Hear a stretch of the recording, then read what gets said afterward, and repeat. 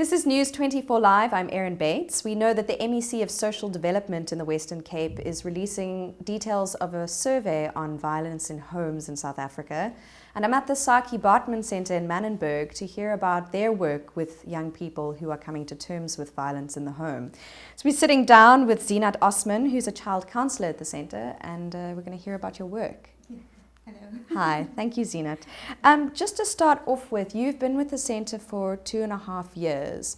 Would you say that violence in the home is commonplace in most of the cases that you're working on?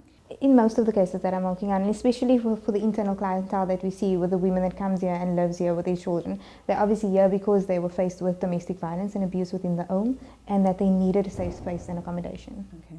And you're working with children in this very room. How do you kind of help them to begin the therapeutic process?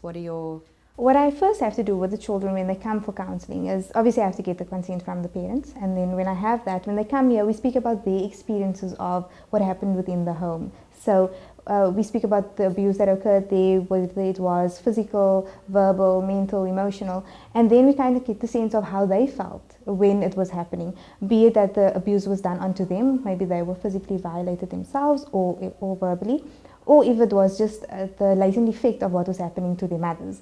So we get their experience, after which we then go through the experiences and we counsel them on domestic violence. We teach them the cycle of violence and why abuse is happening. We also explain to them that they were never a part of the abuse, and they didn't, because a lot of them come with guilt, feeling that they were the cause of it. So we have to work with that guilt. And then also we have to see what was the causes of this abuse, and that is where I speak to the mothers. And then also we look at the children and what they are left with, be it if they regress to an earlier stage where they're bedwetting or thumb sucking, and we work with those effects that is happening, or be it that they just went from hopelessness to helplessness, so that we can then, uplift them again. And what happens when you find that a child reveals information suggesting the mother is the abuser? Because I think one of the dynamics with abuse, obviously, there may be trends in terms of, male perpetrators of severe domestic abuse, but it's not to say that there aren't mothers who are abusive towards their children and may at the same time be a victim of abuse and a perpetrator. What do you do in those cases? If a father comes and he explains that the mother is the perpetrator or she is perpetuating abuse, what we will do is we won't turn that father away. We will also give counselling to that child, and what we will do as well is that we would make a referral to child welfare so that the home situation can be monitored. So what they do is they send out social workers that then see what is happening in the homes and take it from there. So they'll do the assessments and sort of evaluate that case. Yeah.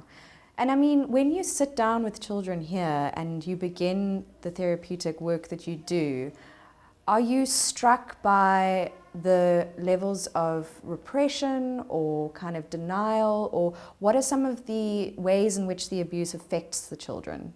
So what I find is that children are generally open to speak about what they have been going through, because it is not only commonplace within the home, it's also commonplace within the communities that they find themselves in. So it's not as hush-hush as we think about it. The younger children, the 3 to 10-year-olds, they generally will explain what is happening and see matter of fact about it. That's why a lot of education has to go into what, is happening, so that they can understand that it's wrong and that it must be reported. The older children, sometimes they have a lot of feelings of guilt, and because they couldn't help their mothers in the situations, or they couldn't get themselves out of the situation and they didn't know what to do. So we have to counsel them around, how they place themselves within the home environment and what they thought their responsibility and roles was regarding the abuse. So a lot of the counseling goes about, educating them about why abuse is wrong and what they can do in situations when they find themselves in abusive cases again, and then also just to work with the latent effects and the emotions that they are presenting with. How does domestic violence and abuse in the home affect children? So what we find is that depending on the child's age, temperament, and their personality, it changes how it affects them, because we can't mold one child into, a bubble. So what happens is that some children will regress to earlier behaviors where, like I said, they would thumb suck or bedwet.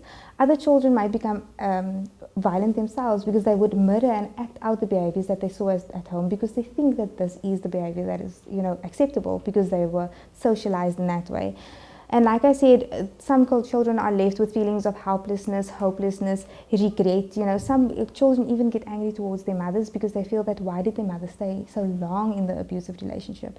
So there's a multitude of psychological effects that goes with abuse, and we can't just pinpoint it to one person. Yeah, there's not one sort of rule about how people respond. Yeah, and affected.